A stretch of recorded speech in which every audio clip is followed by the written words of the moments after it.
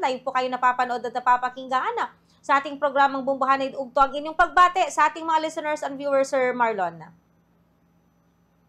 Yes, Bombo Justin, mapagpalang tanghali o araw sa inyong lahat dyan sa Pilipinas. Lalo na sa mga listeners ng Bombo Radio Philippines, especially sa Bombo Radio Dagupan. Well, yes, medyo lumalamig na sa Hong Kong pero hindi pa naman siya winter. At medyo malapit-lapit na yung Fiesta ng Patay o kaya Ocean's Day dyan sa Pilipinas, Bombo Justin. Isang mapagpalang araw po sa inyo.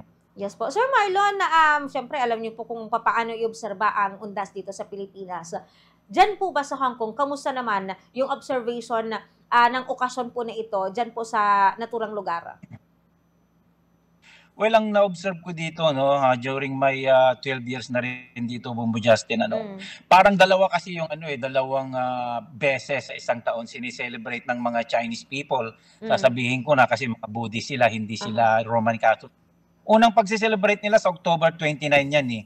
Parang nagpupunta sa sementeryo, nililinis na nila yung puntod ng kanilang mga mahal sa buhay, yung mga yumao.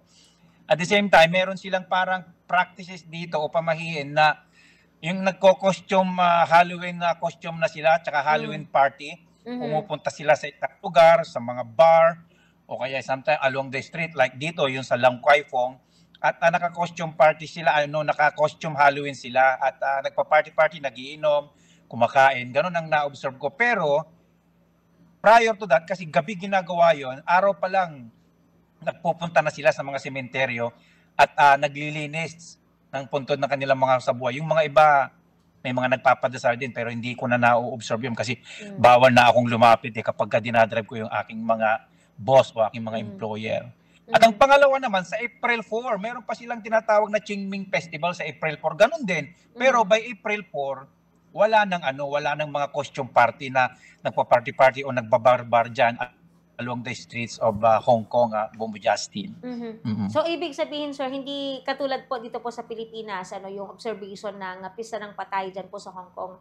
Sir Marlon, di ba alam niyo naman po kung dito sa atin sa Pilipinas, kahit na patay na yung mga mahal nating kaanak o yung mga mahal po nating wala na po sa ating mundong ibabaw, hindi pa rin po natin talaga nakakaligtaan na ipagdiwang yung araw ng kanilang pagkamatay, di ba? Yung death anniversary nila, minsan kahit na yung birthday po nila, inaalala, siniselebra pa rin po natin kahit napatay na. Diyan po sa Hong Kong, kamusta po ba yung pag-alala or kaya naman sabihin natin pagpapahalaga ng mga buhay na tao dyan sa mga yumaong mahal po nila sa buhay? Yung na-observe ko dito, Bombo Justin, kasi puro Chinese yung aking mga employer, parang hindi ko nasisense sa kanila o naobserbahan na ipinagdiriwang yung kamatayan ng kanilang mga mahal sa buhay o yung kanilang birthday sa kanilang bahay o nagsiselebrate sila para kumain. Parang sa akin, hindi ko na-observe yun. Bali, ang na-observe ko lang talaga, yun nga, yung dalawang beses sa isang taon sila magpadasal sa kanilang mga patay, maglinis ng mga puntod. Kasi na-idadrive ko rin yung aking employer doon sa Chai Wan Cemetery. Talagang pumupunta sila doon yearly, Bombo Justin. At wala kang makikitang kandila, wala kang makikitang pagkain doon sa harap ng puntod, wala kang makikitang nagpapadasal doon sa harap ng puntod. Parang doon lang sila sa may isang church nila. Parang na doon yun, nagkakaroon ng konting seremonya, Bombo Justin. Hindi ko nakikita yung gawain ng isang Pilipino, Justin. Sir Marlon, wala rin inatay dito nawa. Papaano yung sistema o yung ginagawang proseso? Kasi di ba dito sa atin, pagkamatay, i-embalm, ilalagay sa coffin o doon sa kabaong, at paglalamayan po ng 5 hanggang 7 araw, minsan pa nga sumusobra pa dito sa Pilipinas. Diyan, paano ba yung proseso kapag may namatay na miyembro po ng kaanak? Yung na-observe ko doon sa dating employer ko nung namatay siya, hindi ko alam kung binalsa mo yun, Bombo Justin, pero ang sure ko doon ay pinifreezer muna sila ng mga 1 linggo, parang ganyan, more or less 1 week. And after that, magkakaroon na sila ng burial, yung ilalagay na sila sa coffin at magkakaroon ng public viewing sa mga relatives and friends at saka mga friends of friends nila, mga kamag-anak nila, Bombo Justin. At doon sa public viewing, doon talagang pila-pila yung mga tao para titignan yung patay. Mayroon ding barang dyan sin sa atin, pero ka lang makikitang kape at Aha. biskwit. Mhm. Oo. Yan ang nakikita ko. Yung imbalsam mo, I'm not sure kasi wala Mhm. pa akong narinig na inimbalsam mo. Mhm. Mhm, okey po. How about yung 'di ba kasi tayo, when we pay respect, sa mga yumaong, mga kaanak natin or kakilala natin, nagbibigay tayo ng tinatawag na abuloy, 'di ba? Alam niyo naman po yun siguro, Sir Marlon. Diyan Hmm. ba sa Hong Kong may ganyan din po bang ginagawa yung mga buhay po para po sa kanilang mga, patay po ng mga kaanak o kakilala? Hindi ko narinig yung abuloy kung may Mhm, binibigay, pero ang sure ako, talagang sandamakmak na bulaklak doon sa burial place, Bumbo mhm, Justin, doon kung mhm, saan pinaglalamayan.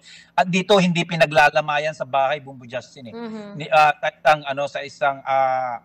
Sa isang lugar, ano ba kung tawagin yun sa atin, parang yun, basta sa isang lugar nakalimutan ko, doon talaga, hindi mhm, naman chapel yon pero parang isang museum na aha. talagang doon nilalamayan, hindi sa kanilang mga Mga bahay, bahay, Bumbo Justin. mhm. Okey Mm-mm. po, ayan. Sir Marlon, kayo ba, ano ba yung nami-miss niyo, na mga ginagawa tradisyon natin kapag sumasapit po yung Undas o yung Pista po ng Patay? Actually sa atin, ako sa Pilipinas talagang medyo kapag Fiesta ng Patay, nagiging nagiging ano bang tawag doon, Sen dramatika semen o mhm. nagiging ka Sentimental. kasi oo, Mhm, naalala mo yung mahal mo sa buhay. So, mhm, yun, dito parang tatahimik ka lang, hmm, iisipin mo lang sila, pero wala kaming puntod na mapupuntahan, kaming mhm, mga OFW dito. mhm, At the time, nami-miss ko rin diyan sa Pilipinas kasi every every All Saints Day diyan, pag Piyesta ng Patay. Sa organization namin, nagbibigay kami ng mga libreng tubig, mga mhm, ganyan-ganyan. 'Di ba? Mahilig tayo diyan kasi mhm, talagang mainit sa atin kapag Piyesta ng Patay. mhm. Yun ang mimiss ko. At saka ang maganda diyan sa Pilipinas, October 29 pa lang, October 30, holiday na eh. Aha, Hanggang sa November 1 kaya long weekend holiday yan Bumbo Justin eh. So, nagkakaroon ng chance na mag-gather yung mga pamilya from other places. Minsan, yung mga Bisaya pumupunta ng mhm, Luzon, yung Luzon pumupunta ng Bisaya, like Mindanao, ganon. Anywhere, kung saan nagtatrabaho yung members of the family na malayo, talagang binibigyan na nila ng oras. Actually, parang yan eh, parang family anniversary din minsan eh, kasi talagang mhm, nagsisidatingan sila hmm, eh. At ikaw naman na host, kung saan ka pinuntahan, talagang maghahanda ka rin dahil parang mamimit mo na naman yung mga pamilya mo na nagtatrabaho sa ibang lugar. mhm, Yun ang namimiss namin ditong mga OFW, Bumbo Justin. Sa ngayon, siguro, video call na lang kami kapag nag-COE, like doon sa bahay ko, nag-COE yung mga anak ko, yung kapatid ko, ganyan, video call na lang. Ayun, habang wala mhm. kami doon.